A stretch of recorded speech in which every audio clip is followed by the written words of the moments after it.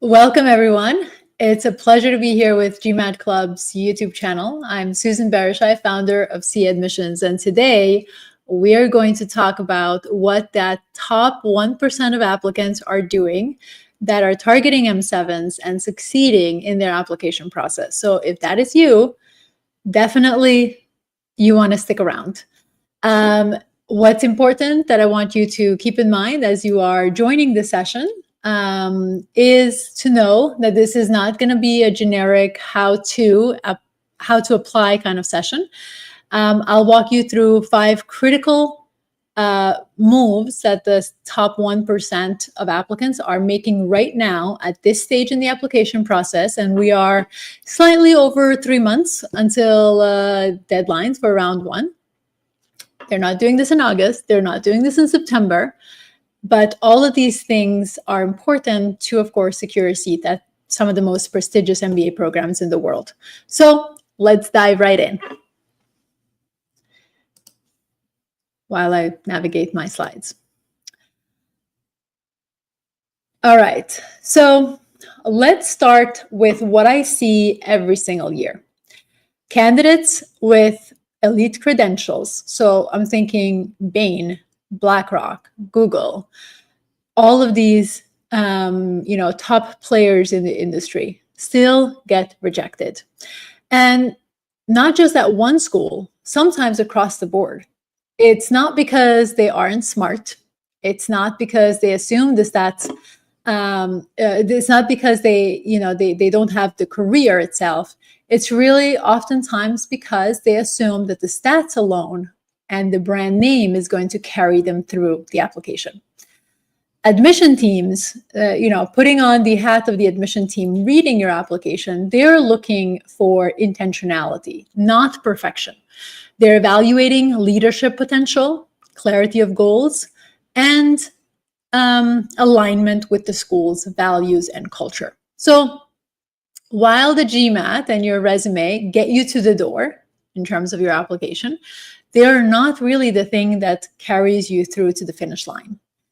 And that's what we're here to talk about today in terms of what are those differentiations that those top 1% are making in differentiating themselves in the application pool. So before we dive in, for those of you who aren't familiar with me, what we do here at C Admissions. So I've spent almost a decade with high achieving professionals coming from finance, technology, consulting, healthcare, family businesses, and beyond, in coaching them through their MBA application journey. My firm, C Admissions, specializes in crafting intentional applications rooted in strategy and personal clarity. We don't work with everyone. And not to be, elitist or anything, but we work with people who are really serious about maximizing outcomes. We are fully invested in the clients we work with, and we want to work with people who are also fully invested in their future and their career. So our clients get into the likes of Harvard, Stanford, Wharton, MIT, Booth, Columbia, LBS, INSEAD, and name the top 20 essentially schools. And what's important to highlight here is that we don't come with the intentionality or with the thought or with the promise that this is all about luck. These individuals get in by treating this like it was a leadership challenge that it is, because it definitely requires a lot of stamina to go through until you're applying in round 1 until January, essentially, by the time you know what the decisions have been. So let's talk about what's shifting in 2025. And I think this is really important place to begin our anchoring point, because obviously I'm sure you read the news and you recognize that things are changing, things are shifting, and it's important to take a moment to discuss that before we dive into the 5 top things, top steps that that top 1% make. So many schools have toned down their DEI messaging. Of course, a lot of applications are still coming out, or essay questions are still coming out. We have about 4 or 5 schools that have already released deadlines for the upcoming application cycle. So things are moving, and you're going to be hearing, not in weeks, but in days, more and more schools releasing deadlines, releasing essay questions. Now we anticipate toning down their DEI messaging, of course, because of what's happening politically, especially in the United States. But what does that mean for you? It does not mean that they're stopping. They have stopped caring about global mindset, inclusion, and interpersonal agility. What they want to see now is maturity and the self-awareness. They want a clear sense that you're thought about your role in the future of business, and that you already begun to step into that future role. But there is also another layer. The schools are no longer just looking for dreamers with ambiguous post-MBA goals. Not that they were looking for ambiguous post-MBA goals before, but you had a lot more opportunity to really, make drastic career shift. Now they're looking more for pragmatists, people who understand the microeconomic and employment landscape, who are aware what's realistic in their desired industry, and who can articulate how they'll navigate towards that future effectively. They want to see feasibility, not just aspiration. And you have to really toe the line between those two, between being aspirational but not being unrealistic in your process. So in short, clarity of vision isn't just about articulating what you want to do, right? If you don't come from VC experience, if you say VC, or if you're changing entirely the directionality, it's going to be much tougher. What it is about, it is that you provide, or you are proving to them that you understand how the market works, right? And how you're going to earn your place in this new landscape that we're dealing with at this moment. The candidates who are going to be winning in this cycle have both that vision in terms of what's happening, as well as the groundedness in terms of recognizing the landscape and what will be happening in the next couple, next year at least, in terms of the applications themselves. I have done a full blog on historical data. So I encourage you to go to our website, CA Admissions, to look at that and look at kind of the projection, what we've seen in the past, and how is this going to be affecting your 2025 application cycle as well. So let's dive into the 5 elements that top 1% are doing now at this point in May in terms of getting themselves ready for round 1. The first one is they're architecting their goals. Your goals are not just a box to check in an application. They're the core of your value proposition. And it's really important to remember and keep that in mind. Schools want to know where you're headed, why it matters, and how their program fits in to the grand scheme of your goals that you're trying to position yourself in. Too many applicants are waiting in defining their goals clearly until they start drafting their essays, and then they start writing their goals. That is genuinely too late in the process, because it's just going to delay the journey for you. And it's going to make it much more challenging. High achievers, the ones who started this process early, are looking at emerging trends now, whether that's in AI, sustainability, global supply chain, or fintech, or anything else that they're interested in, and aligning their experiences towards where the economy is heading. They're also pressure testing those goals through networking, side project, or stretch assignment to make sure that they are, of course, presenting the best caliber of candidate that they can in this highly competitive cycle. The second thing that they're doing is they're strengthening their recommender relationships proactively. So one of the most common blind spots in the application process is recommender preparation. Strong letters are not simply a reflection of your past performance. They reinforce your future potential. Your recommender should be able to speak to your leadership trajectory, your growth mindset, and impact, not just about your work ethic. So language like, Susan works really hard, stays late at the office, shows up early, does extra. None of that is really important, because the expectation of a top 20 school is that you are a high achiever. Everyone is a high achiever. Those are table stakes, right? You really want to make sure that the recommender is prepared. And what top candidates do is build trust and alignment now. They clarify what leadership traits the recommender has witnessed, discuss timing and deadlines early. You have to remember that the recommenders, most of them are going to be older than you and are at a different stage in their life and may have plans for the summer, may be traveling, may be not available for when you need them to submit your letters of recommendation. So you are communicating all of this in advance. And they offer context about what they hope the letter will underscore. And this is really important, because the recommender is not going to read your entire application.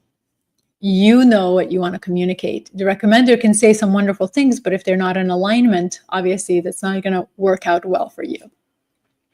And this step is not really an overreach. This is what executive level communication really looks like. And you, as a future executive, want to start embodying that character at this point in your career. And the third thing that they're doing is that they are rebuilding their resume as a leadership asset. And it is truly an asset, and you should be looking at it as such.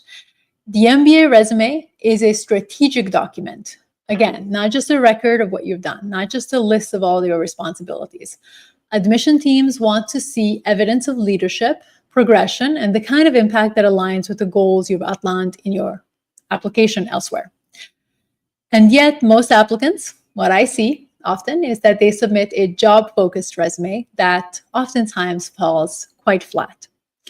Now is the time to refine your resume. Even if you haven't selected your schools yet, your resume, if once you know your goals, is school agnostic. You are going to be needing to put together a resume that is truly in alignment with where you're looking to go and capture the experiences as assets that the admission team is going to be leveraging to determine if you are a good candidate for the school or not. Your job is to strip out passive duties and inject active language. Show how your decisions led to particular outcomes. Of course, you're going to use metrics, scope, clear signals of influence. The best applicants don't make readers guess what they have done. They draw a direct line from past action to future potential in order for the reader to make sure that they're not missing the intended communication that, of course, the applicant is trying to convey. The fourth thing that they're doing is that they're building visibility with schools now. Top applicants are already planting seeds with their target schools. This does not mean, of course, sending a cold email that just says, hey, I'm here, I'm interested.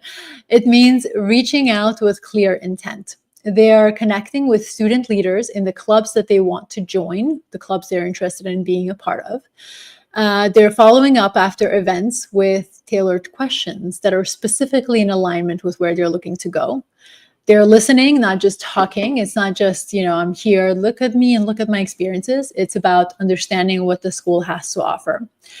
And to be honest, if you wait until application deadlines are near, outreach becomes not only reactive, but oftentimes impossible to get through to anyone. Because again, anytime you're relying on someone else's availability, they may not be available, right? And your job is obviously to plan this out well in advance. And this is really what those top performers are doing. But when you start now, obviously, you're gathering these rich insights that you're going to be using in your essays in terms of context, in terms of like what the school is going to offer you, obviously in your interviews as well. And you may say, Susan, well, I don't have an interview yet. And that's totally okay, but you're planning for an interview. You have to believe it before it happens, right? And in the process of having these conversations, you're going to want to show genuine interest in the program. You want to show them that you really want to attend this program by asking poignant questions that are in alignment with where you're looking to go.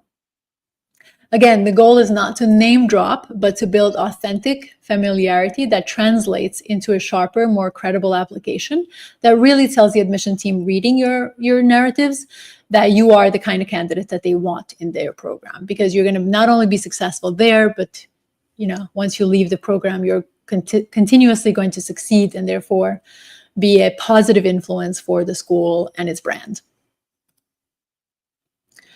And number five is going to be that they are refining their personal brand. And your personal brand is actually not a slogan. It's the through line that connects all parts of your application. And oftentimes, and I see this so many times with applicants, that they're not thinking about those pieces. They're looking at the resume in silo. They're looking at the letters of recommendation in silo. Everything is siloed. But the strongest applicants, the ones that have many offers of admissions, are the ones who can see this personal brand and build that through line across all pieces of the application.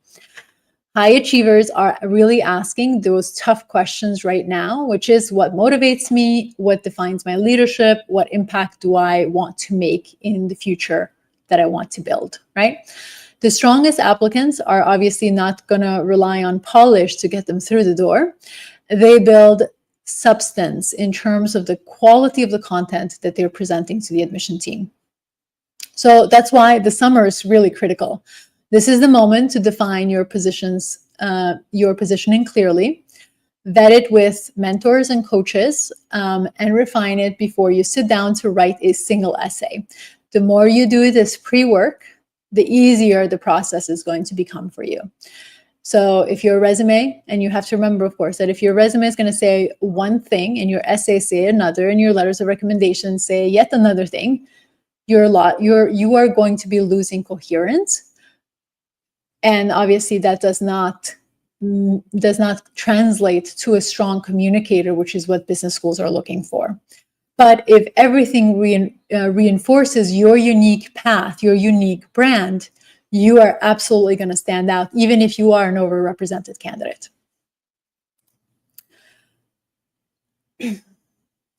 And the way I want you to think about this application process is that this is your first MBA assignment, a leadership case study in resource allocation, storytelling, and timing. You are not just being evaluated on your potential, you're being evaluated on how you manage a long-term, high-stakes challenge.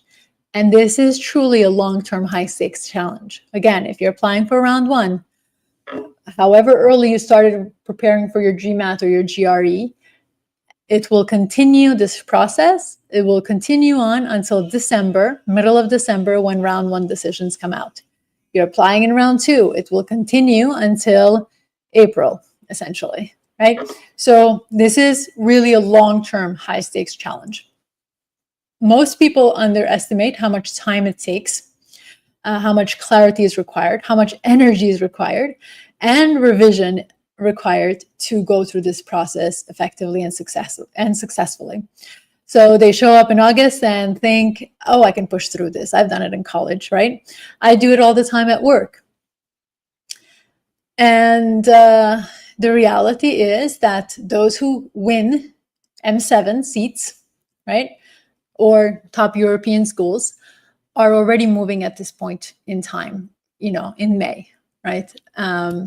They're definitely not scrambling, because clarity doesn't come with last minute, putting together material. And you only get one chance for that application cycle, which means until next year, you don't have another chance for that particular school. So your job is to be executing at this point. You want a shot at a round one admit. This is obviously the time that you're going to want to start doing all these things. And remember, none of my 5 things that people are doing now is school selection in there.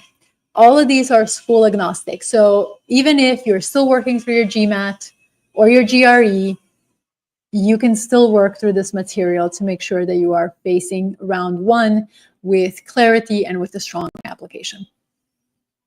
And of course, this is what we do here at C Admissions. We work with ambitious, high-performing individuals who know their candidacy has potential, but want the strategy to unlock it fully. We start with where you are, where you want to go, and then build the architecture to get you there. Whether that means sharpening your goals, guiding your recommender prep, getting brutally clear on your narrative, we walk alongside you through the entire journey in every decision point. Our process is definitely high touch, rigorous, and deeply personal, but I think when you are going through this process, you definitely want an outcome that is positive, and we have a success rate that is reflective of, just how much we support clients along this journey. And if any of this resonated with you and you want to talk about how we can support you through this process, I invite you to reach out. One-on-one consultations to discuss how we can support you are at no cost, so they're free. But of course, this is, again, for individuals who are really ready to take the process seriously and move to the next phase of their professional development. So I will be diving into questions. I see there's some comments in here. You're cleaning your resume, done with the GMAT, amazing. Putting down goals. Okay, so my recommendation for you, stop working on your resume, clean up your goals, and then go back to your resume. You definitely need that order because your resume must be a reflection, must capture what your goals are, which means you need to showcase transferable skills. If you haven't defined or you haven't clarified your goals, you can't write your resume. So hopefully that's helpful. Question is, I have close to 11 years of experience. If suppose everything goes according to plan, I will go into B school with 12 years of experience. Is it advisable to do an MBA full-time after 12 years experience? Depends on what you want to do. This, after 10 years of work experience, it becomes a little bit more challenging in terms of which schools you apply to. I have helped applicants get into, M7s with 11 years of work experience, but it becomes a very strategic application. And after that many years of experience, they have much less room for exploration in terms of the kinds of candidates that they're looking to say yes to. So you have to bring a lot of value to the conversation as well. So again, if you're looking to pivot entirely, so let's say you worked in another sector and now you want to go into consulting, it's probably going to be a very unlikely scenario given the years of work experience, or you want to go into investment banking. Those two sectors are really looking for people who are post-MBA jobs, are really looking for people who are more in that traditional, 5 to 6 years of work experience kind of landscape. But if you're looking to go into like the corporate world afterwards, then you can still make a case as to why this is something that makes sense for you at this point. Okay, I just took the GMAT and scored 675. I'm from Brazil and a civil engineer. I like to apply in round 1 to some Ivy League schools. So I'm assuming Ivy League, you mean M7s. Ivy League, typically we refer to that for undergraduates. Grad schools are M7 or T10, T15, or T20. And I'm looking to make a career switch into investment banking. Okay, so I think the comment that I just made earlier is also applicable to you. Your civil engineering, obviously that makes sense depending on how many years of work experience you have. I would say for investment banking, I don't know if you can score a little bit higher in your test, but that's already a competitive score given the geography and all of that. So obviously the stronger your application is, the better it's going to be. Do you think the fact that my entire career so far has been into civil engineering could be a disadvantage? No, definitely not. You're going to communicate essentially what values are you bringing? And this is where the reflection comes into play, especially for engineers. You can't assume that even though there are many engineering applicants, you can't assume that the admission team understands what it is that you do. And I would strongly encourage you to really take the time to reflect on the value that you would bring to an MBA classroom and what skills have you developed over the course of your civil engineering career that is going to be valuable and additive to your future career in investment banking. I'm in the middle of school selection for European schools. Right now, focused. You guys have a lot of acronyms. Okay, so right now, focused, because the schools that resonate with my career are not high up in the Financial Times ranking. Am I making a mistake by not targeting top schools? I think you want to have a balance. So if you're applying to European schools, you definitely want, in genuine honesty, you want a school that resonates with you, of course, and that is strong in the area that you're looking to go. But I want you to look at beyond just the school itself. I want you to look at also the network. Where is the network going to be? Is it going to be, is there enough of a network in the area that you're looking to be in, that is geographically as well as the job function, especially in Europe, because there's just a lot of small countries in Europe, right? So find a balance between those different scenarios. And absolutely, when you apply to business school, this is not just about your post-MBA goal. It's about your long-term investment in your future career. So yes, obviously you want a job immediately after that pays really well, but where is it going to take you long term? Is it going to be, is the ROI going to be worth it, essentially? So take those into account as you build your rubrics of deciding factors. Rankings are one thing. They change every single year, so you have to keep that in mind. Look at like historically 5 years, 10 years, where has the school on your list ranked? If it just started ranking a couple of years ago, then I would really question if it's a worthy investment, because that means employers may not necessarily know enough about this school that is going to lead you to long-term success or long-term value.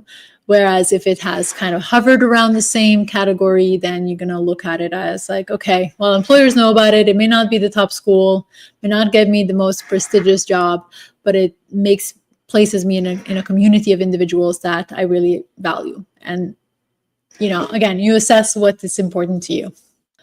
I want to pursue a short-term quant course from GMAT and Harvard Business School after GMAT. Do you think that would add value to my profile, especially if you are from a non-math background? Definitely, those will help if you are not coming from math background. So I'm assuming you're talking about Harvard's core program. That is absolutely great, but I will just caution you to not add a lot of courses, because business schools in the US are not entirely focused on your academic performance. Yes, you have to have competitive presentation of your competitive sort of like data that they can see that you will be successful in the program. However, this doesn't mean that they're only looking at that and your decision is going to be made based on your test scores and classes that you've enrolled in. I will tell you, like, I work with Applicants, and a lot of them have a similar story. I focus on retaking my GMAT a million times. Not that you can, of course, take it a million times, but, at the maximum. I took all of these classes and I still got rejected. Oftentimes, the problem with those rejections are that the applicant spend too much time focusing on the wrong things. And that is focusing on, like, your certificates and your grades and your GMAT scores. There has to be a balance across the board, and the application definitely needs a lot of attention. So balance it out. If you are, depending on when you're sitting for your GMAT, course, and obviously the Harvard core course is between 12 weeks minimum, 17 weeks maximum, which is obviously also a long time. And I think it requires something about like 10 hours a week of study time, which is 10 hours that you're not dedicating to your application between now and round one. So balance it out is all I'm saying. But those are great. All right. So we've been here for about 50 minutes. I encourage you to rewatch it if you joined late in the process, rewatch the video. If you want support in this journey and are looking for a coach to guide you through every part of the process, I invite you to reach out for a free consultation. And definitely join our YouTube channels as well, because we have every week we have a session on our C Admissions YouTube channel where we talk about the different journeys that people are in at the moment. Thank you for being here. Thank you for the wonderful questions. I wish you all good luck in your process wherever you are. And I look forward to seeing you on June 10th in the MBA Spotlight with the GMAT Club.